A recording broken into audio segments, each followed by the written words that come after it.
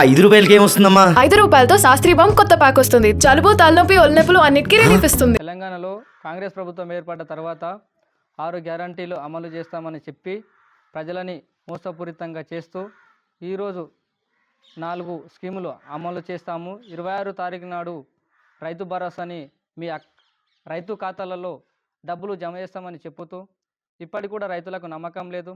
ఇంతకుముందు ప్రభుత్వము సంవత్సరానికి 2 పర్యాలు రైతు బంధు పథకం ద్వారా డబ్బులు ఎకరానికి 5,000 ఇస్తూ ఒక్కొక్క ఎకరానికి 5,000, మరి 2 ఎకరాలు ఉన్న 10,000, అట్లా 5 ఎకరాల వరకు ఇస్తూ ఈరోజు కాంగ్రెస్ ప్రభుత్వము 100 ఎకరాలు ఉన్నాయని కూడా చెప్పి అది మోసపూరితం చేస్తున్నారు.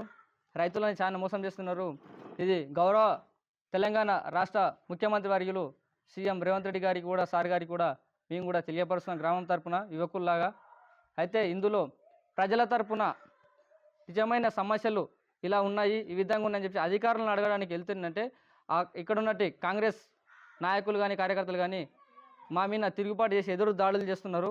సమస్య చెప్పడానికి పోతుంటే కూడా కనీసం దాన్ని ఏ సమస్య రైతుల పక్షాన సమస్య కానీ ఊరు గ్రామ ప్రజల పక్షాన సమస్యను వినకుండా ఏ క్వశ్చన్ చేసినా కూడా మైకులు చేతులకి వెళ్ళి దుసులుకోవడం కానీ, ఇంట్లోకి వెళ్ళి ఫ్యామిలీ గొడవలు తీసుకొచ్చి కూడా రోడ్డు పైన వేయడం కానీ ఇలాంటివన్నీ దౌర్జన్యాలు చేస్తున్నారు.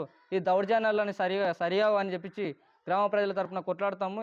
ఈరోజు కాంగ్రెస్ ప్రభుత్వం ఏర్పడ్డ తర్వాత ప్రజాపాలన అని గ్రామసభ మీటింగ్ ఏర్పాటు చేయడం జరిగింది మోమినాపూర్ గ్రామంలో.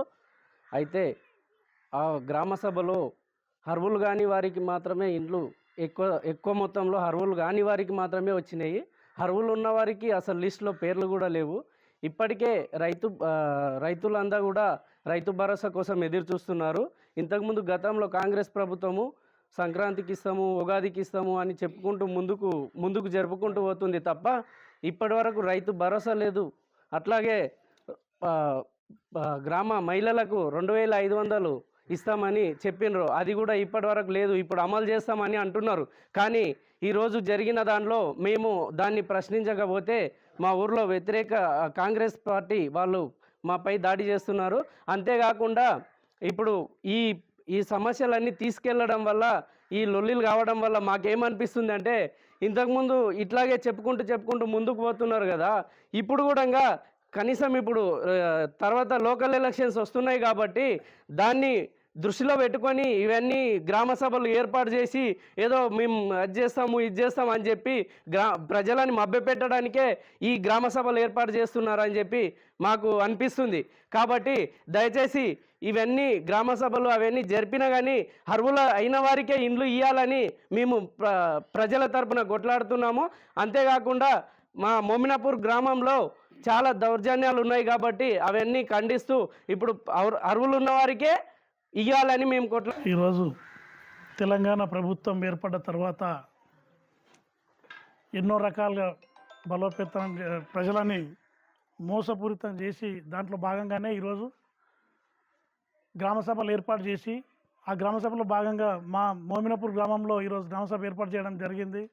దానికి స్పెషల్ ఆఫీసర్స్, మరి గ్రామ పంచాయతీ సెక్రటరీస్, మిగతా అధికారులు వచ్చి ఈరోజు గ్రామసభలో అర్హులకు చెందాల్సిన పథకాలన్నీ కూడా మరి వాళ్ళకి చెందడం లేదనే ఉద్దేశంతో మేమంతా కూడా గ్రామ యువకులంగా లేకపోతే గ్రామం తరపున పోయి అధికారులను ప్రశ్నిస్తుంటే అక్కడ ఉన్న కాంగ్రెస్ నాయకులు ఈరోజు మా మీద దౌర్జన్యం చేయడం జరిగింది.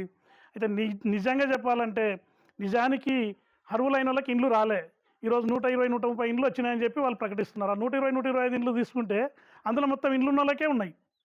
మేము అదేందో ఇండ్లు ఉన్న వాళ్ళకే ఉన్నాయి కదా, మరి లేని వాళ్ళకి మేము వస్తాం, మీ వెనక చూపిస్తాం రండి అంటే దీనికి ఒక రకమైన దౌర్జన్యం, దాడి. మరి దాంతోపాటు రైతు భరోసా అనే కార్యక్రమం ఏర్పాటు చేసి రైతు భరోసా మొత్తం ఫేకు. రైతు భరోసా కూడా ఫేక్. ఈరోజు ఏమైతే ఆ పథకాలు ఇంప్లిమెంట్ చేయాలని చెప్పి గ్రామ సభలు ఏర్పాటు చేసిరో ఆ పథకాలన్నీ కూడా నిర్వీర్యం చేసి ఉన్నవాళ్ళకే చెందే విధంగా ఈరోజు వాళ్ళు దౌర్జన్యం చేసి వాళ్ళ కాంగ్రెస్ కార్యకర్తలకే లేదా మా నాయకులకు మాకే ఇవ్వాలని ఒక ఇది క్రియేట్ చేస్తున్నారు. కాబట్టి దాని మీద మేమంతా అడ్డుకుంటే మేము ఇది కాదు, మంచి పద్ధతి కాదని చెప్పి అందరికీ అర్హులకు రావాలని చెప్పి మేము ప్రశ్నిస్తుంటే మా మీద ఈరోజు దాడి చేయడం జరిగింది. ఈ దాడిని తీవ్రంగా ఖండిస్తున్నాం. ఇది ఇక్కడితో ఆగం. అవసరమైతే ప్రభుత్వాన్ని నిలదీస్తాం.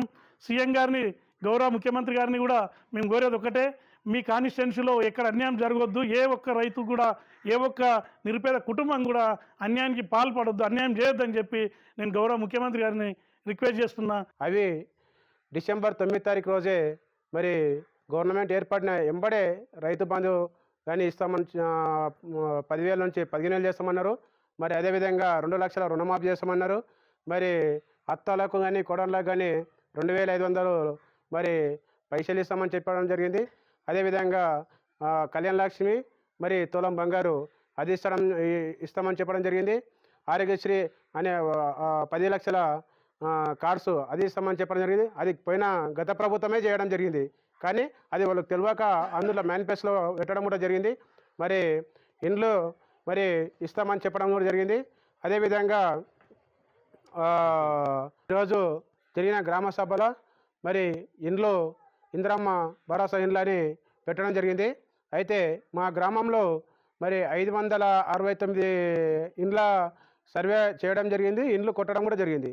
అయితే దాంట్లో ఈరోజు వచ్చిన ఇండ్ల లిస్టు 121 ఇండ్ల లిస్టు రావడం జరిగింది. అది కూడా అర్హులు ఉన్న వాళ్ళకు లేరు, ప్రజెంట్గా వాళ్ళు ఇండ్లలో ఉన్నారు, ఆర్సీసీ ఇండ్లు ఉన్నాయి, మరి ఇండ్లు ఉండడం కూడా అటువంటి వాళ్ళకి మాత్రమే ఈరోజు పేరు రావడం జరిగింది. మరి అందులో ఓన్లీ ఇండ్లు లేని వాళ్ళు మాత్రము 30% మాత్రం 30 మంది మాత్రం ఉండడం జరిగింది. అయితే ఇప్పుడు ఇంకా ఇండ్లు ప్రజెంట్గా పూర్తిగా ఇండ్లు లేకుండా బతకనికి వలసమైన వాళ్ళకు వాళ్ళ పేర్లు లేవు, ప్లస్ ఇక్కడ ఉండి కూడా వేరే వాళ్ళ ఇంట్లో ఉన్న పేర్లు కూడా లేవు. కాబట్టి అర్హులైన వాళ్ళకు ఇండ్లు ఇవ్వడం లేదు. మరి అదేనని ప్రశ్నించడానికి పోతే అంటే ఎదురుదాడి చేయడం జరుగుతుంది. మరి అటువంటిది సరిదిద్దుకోవాలని ఈరోజు మరి గవర్నమెంట్కు విన్నపించడం జరుగుతుంది. దయచేసి సీఎం గారు దీన్ని దృష్టిలో పెట్టుకొని మరి మీ కాన్షియన్స్ కాబట్టి మీరు కొన్ని ఇండ్లు ఇంకా ఎక్కువ ఇచ్చి కరెక్ట్ అర్హులైన వాళ్ళకే ఇండ్లు ఇవ్వాలని మనస్ఫూర్తిగా కోరుకుంటూ మరిన్ని వీడియోస్ కోసం ఛానల్ ని సబ్స్క్రైబ్ చేయండి. లేటెస్ట్ అప్డేట్స్ కోసం వాట్సాప్ ఛానల్ ని ఫాలో అవ్వండి. ఆ లింక్ డిస్క్రిప్షన్ లో ఉంది.